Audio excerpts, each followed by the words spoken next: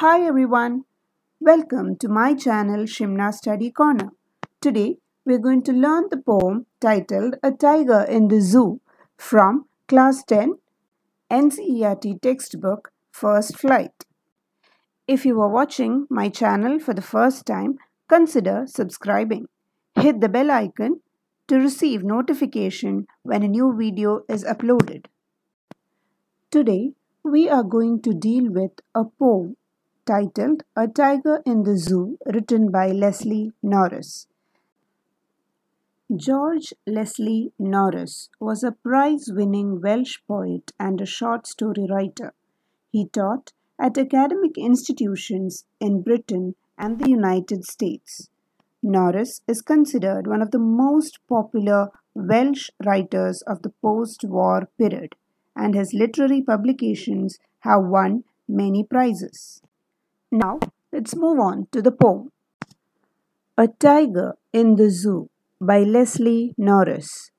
He stalks in his vivid stripes the few steps of his cage, on pads of velvet quiet in his quiet rage. He should be lurking in shadow, sliding through long grass near the waterhole where plump deer pass. He should be snarling around houses at the jungle's edge, baring his white fangs, his claws, terrorizing the village. But he is locked in a concrete cell, his strength behind bars, stalking the length of his cage, ignoring visitors. He hears the last voice at night, the patrolling cars, and stares with his brilliant eyes at the brilliant stars. This poem, written by Leslie Norris, explains the agony and helplessness of a caged tiger that lives in a zoo. The poet explains what his life could be if he had been a free animal. The poet has tried to explain about the condition of animals that are caged by human beings for their own fun. He has drawn a clear distinction between the life of a tiger in a zoo and the life of a tiger in the jungle. Now, let's do a stanza-wise description of the poem. The first stanza goes like this. He stalks in his vivid stripes the few steps of his cage, on pads of velvet quiet in his quiet rage. So here in the first stanza, the poet is describing the life of a tiger inside a cage. He says that the tiger stalks in his vivid stripes. To stalk means to approach stealthily or to walk in a very slow manner. So what is the tiger doing? He is stalking inside the cage.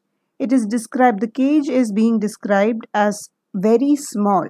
From the usage few steps of his cage, it is very clear that the area inside the cage is limited.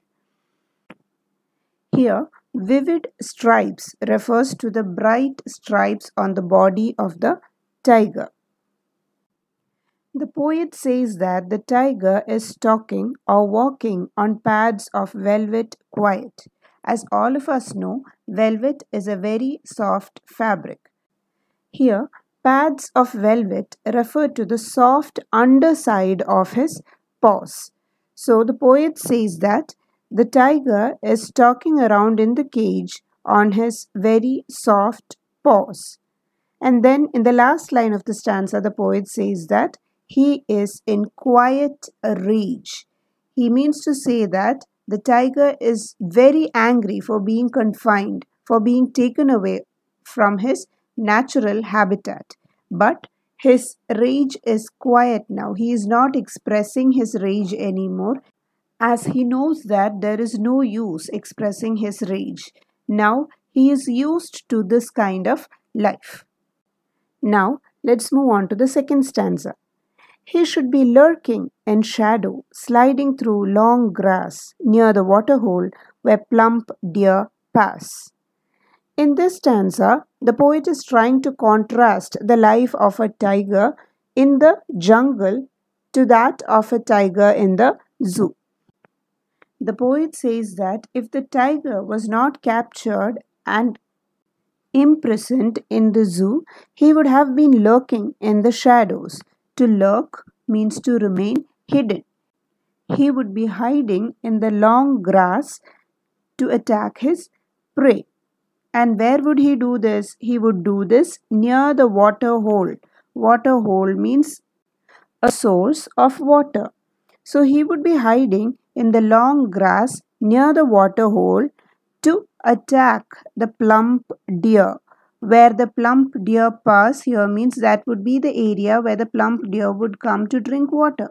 So he would be hiding in the long grass near that water hole so that he could attack the plump deer. Let's go through the third stanza now. He should be snarling around houses at the jungle's edge, baring his white fangs, his claws terrorizing the village. So, here once again, the poet is trying to imagine what would have been the tiger's life like if he was in the jungle. So, what would he be doing? He would be snarling around the houses at the jungle's edge. There would be human settlements on the outskirts of the jungle. So he would be terrorizing the villagers by baring his white fangs and his claws, and also by snarling. To bare means to expose. So he would be scaring the villagers by snarling, by baring his white fangs and also his claws. This would be his life if he were still in the jungle. The next stanza goes like this. But he is locked in a concrete cell, his strength behind bars, stalking the length of his cage, ignoring visitors. Now, once again, the poet comes back into reality. He was imagining how the tiger's life would have been if he was in the jungle. But now the poet comes back to reality. He is not in the jungle, he is locked behind bars. So he says that, but he is locked in a concrete cell. Here, concrete cell refers to the cage in which the tiger is locked up. And his strength behind bars. His strength is put behind bars. A tiger is an animal with immense strength. Though that strength is put behind bars now. And what is he doing? He is stalking the length of his cage, ignoring visitors. There are many visitors who have come in to see the tiger, but he is simply walking around in that limited space of his cage, ignoring the visitors. He is least interested in the visitors. Now let's see how the poet has concluded this poem. He hears the last voice at night, the patrolling cars, and stares with his brilliant eyes at the brilliant stars. So, what does the poet want to convey here? The poet says that in the night the tiger hears the sounds of the patrolling cars. Patrolling cars are the vehicles of police which are used to guard at night. So, in the night, the tiger hears the sounds of these cars. He then stares at the shining stars with his shining eyes. The poet wants to say that the tiger is sad, and as he is confined in the cage, he cannot do anything. Therefore, he stares at the stars in the night and tries to divert his thoughts towards them. It's a pretty sad picture of the helplessness of the tiger who is locked up in the cage, and it is also a reminder to human beings that we are being very cruel towards animals by snatching away their freedom. So, with that, we come to an end of the description of the poem. Now, let's move on to the literary devices used in the poem. The poem follows the rhyme scheme ABCB. The rhyme scheme of the poem is ABCB. The next literary device used in this poem is alliteration.